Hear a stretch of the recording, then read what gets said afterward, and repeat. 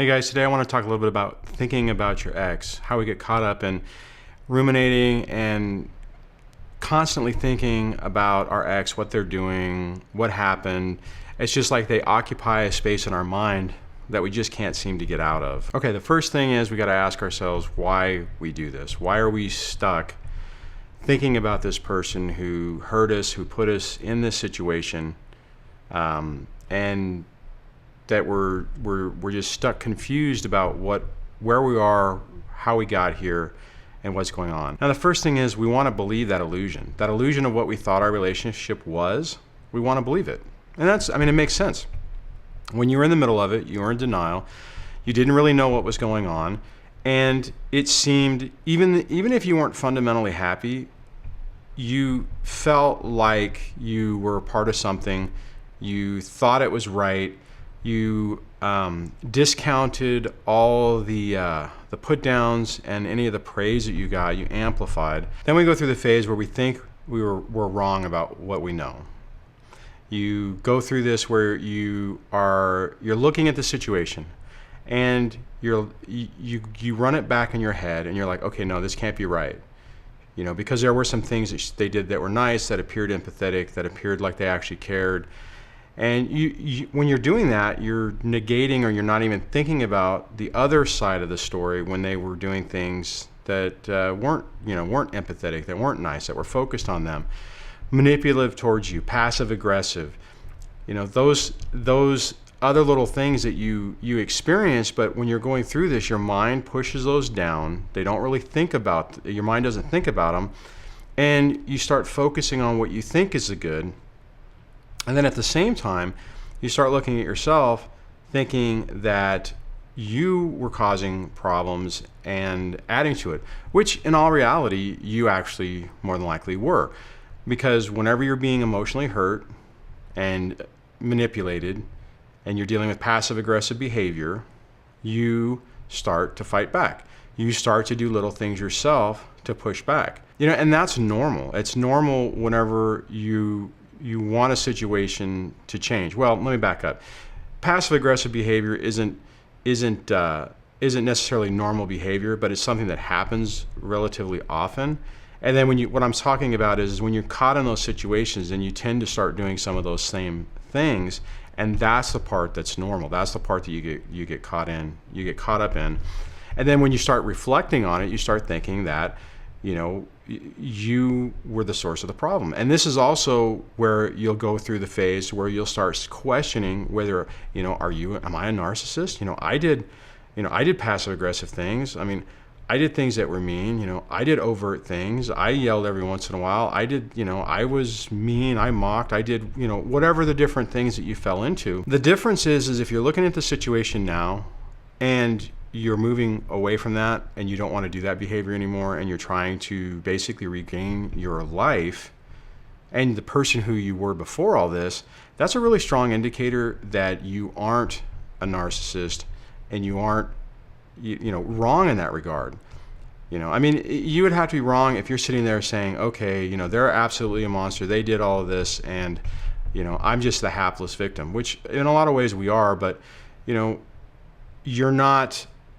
Let me back up. What I mean is, if you were saying that and not taking any reflective look back at yourself to see what your part of it is, right? If you do that, if you just turn around and say, well, that person's a jerk, they're mean and they did this, they did this, and this, whatever those things are, and I just was just a victim and I just can't believe it happened. Well, if you're doing that, then you probably need to take a step back, because that's, everyone has a piece to play in this. But what I'm saying is, and I'm not saying this to say, okay, think about it right now. What I'm saying is somebody who is empathetic, who's somebody who really doesn't fall in this category, is going to be thinking about that already. Me saying that is not going to trigger it in you to make you think about it. You have already gone through where you've looked at what your part of it was, what happened, what you did, what could have happened differently, and you're basically confused and shell-shocked by the whole thing. Okay, I want to talk about why this bothers us so much, because, the thing is we actually love the person. We were in love with them. We wanted this relationship. We wanted it to work. We probably have been in denial for quite a while on what was really going on and just putting it in the back burner, not worrying about it, not thinking about it, thinking that it was just a one-off incident, that it's not really what the situation is, or what you thought you saw wasn't really happening. And you just put it away because you don't really want to deal with it. It doesn't fit with the illusion of what your relationship is, so you don't want to go down that road. The next thing is we wanted validation from this person. We wanted this person to love us back. We wanted them to demonstrate that we mattered to them, that they cared about us, that we were important, that the relationship was important. Okay, the next thing is they betrayed us. Now this can be as simple, as they betrayed you because they took whatever information when the separation of the discard happened, and they used every little piece of information against you that you told them in confidence, or that you had, that you experienced with them, and now they're using it against you. Or it could be as egregious as, they've cheated on you. It could even be worse. But I think those are the most common things, to where it's either they betrayed your trust by cheating on you and lying to you. And that's, that's a rejection. That's not validating that they actually loved you. That's a huge hit. The second part is if you get to the point where you you leave the relationship, and then, like I said, they use every piece of information they can to destroy you to get what they want, which is typically the kids, all your assets. Sorry about that, guys. And basically using every little piece of information, either true, not true, exaggerated, or completely fabricated to support their agenda. And then it hurts. It's like you think about, how did you get in this situation? It's like, how is this person able to do this whenever you actually cared about them and you believed that they actually cared about you? And then finally, why it bothers us is we want closure. At least I know I did. I know whenever it was over, I thought I understood. When I first left, I thought I understood what was going on. It quickly became apparent that I was wrong in that assessment, and there was something else going on, and I didn't understand what it was. And all I got was this vindictive vitriol, and it didn't make any sense. I couldn't understand how a 20-plus year marriage would fall apart over. Well, I get that it fell apart over nothing, but at the same time, I figured there would be some level of okay, nothing had actually happened. Well, at the time, I didn't realize that I was dealing with who I suspect to have a person whom I suspect to have a personality disorder. So I didn't realize that just me leaving, me finally saying, okay, I'm done, was a huge narcissistic injury. And as a result, all of those actions were completely predictable. Anybody else who knows what we know now, and if you had talked to me before, you could have predicted to a T what was going to happen. I didn't. It didn't make any sense to me. Okay, there's a few things that we need to do to help us in the initial stages of this and as we progress. The first thing is you have to accept that this is going to take time. One of the things that was the most annoying for me is, everyone else says after a breakup, it takes a little bit of time, a few weeks, maybe a couple months, and then you move on and it's no big deal. And what you'll notice on this situation is that's not the case. You're going to be circling around, questioning, rehashing these things out in your head, ruminating about what happened before, and you're not getting any closure. Not any closure, you're not getting any better, right? And unfortunately, that's normal, okay? And the reason I want to say that, or I make a point to say that on a reoccurring basis, is I think that's really important, because if you don't realize that simple truth to this, you will start thinking that you're going crazy. You'll start thinking that there's something really wrong with you, and you won't understand why you can't get over it. The thing is that when you're in these type of relationships, and then when they break down and the person overtly turns against you, but they still do their passive aggressive stuff, it doesn't make any sense. It's like your brain is looking for an answer and it can't find it. So every time it runs the scenario through its head, it's an equation that doesn't equal out. So you run through everything through your head and you think it should equal X, and then it doesn't equal that, and it doesn't make sense. And then you try to play it through your head again, and it doesn't make sense. And then you try to take their actions and you try to process what it means, and it doesn't make sense.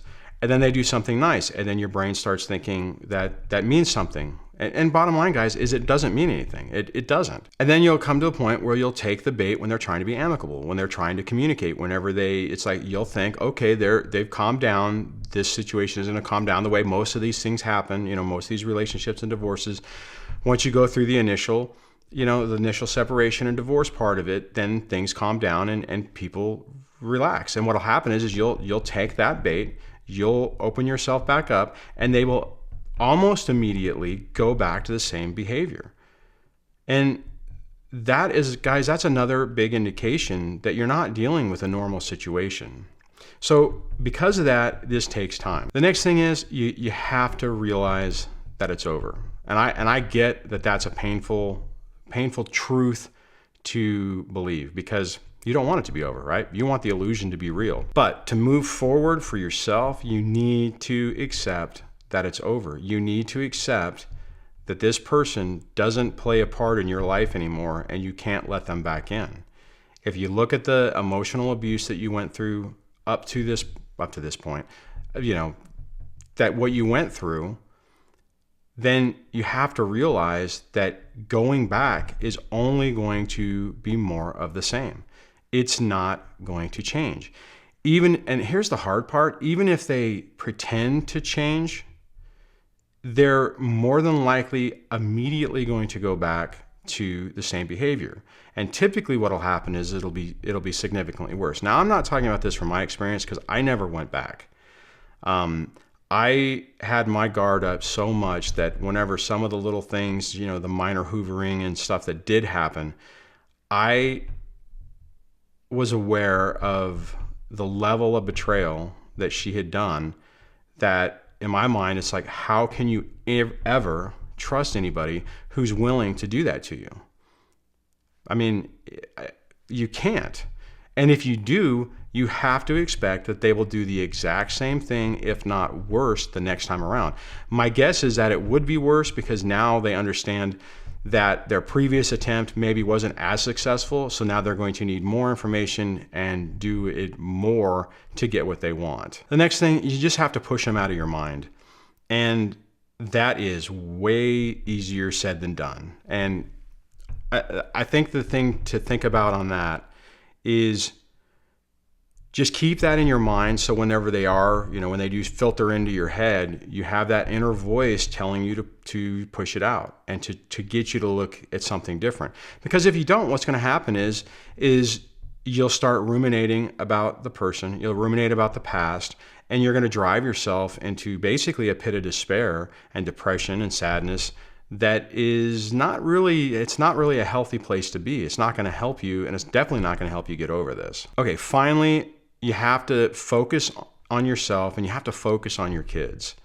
You have to, and what I mean by that is, I don't mean that necessarily as in like me. What I mean is that you need to think about what is in your best interest and what's in the steps that you need to take to create a foundation and an environment that's healthy for you and healthy for your kids. And here's the thing, when you start doing that and you back up a little bit and you work on the pushing the X out of your mind and accepting some of that stuff, when you start focusing on yourself and you start focusing on your kids and you're dealing with that situation, as that improves, then it makes all of this easier. Now, the hard part is whenever you're trying to do that and things aren't going well, and then you're tying it right back to your ex. But again, you need to stop doing that. When you fall into the trap of getting angry whenever your kids are doing something, or a situation is such that something is frustrating, and in your mind's eye, you are immediately going back and you can tie it to the situation you're in, the actions your ex has taken, the financial situation, all those different things. But what I'm telling you guys is, if it happens, take a deep breath. What I'm saying, if it happens where your mind immediately flashes and you are just really angry and focusing that attention onto your ex, you need to take a step back, take a deep breath, push that out of your mind, push that situation out of your mind, focus on what's going on right now. Be mindful of your situation right now, and focus on building the relationship with your kids and keeping yourself calm and healthy. Okay, so I know a lot of us have gone through this. I mean, this is super common. A lot of you guys are probably dealing with this right now. Other people have been through it and are probably shaking their head going, oh yeah, I remember that. If you have some words of wisdom you want to add, please add that in the comments below. If you like this video, give it a thumbs up. If you like the channel, please subscribe, and I will talk to you guys on the next video. Take care. Bye.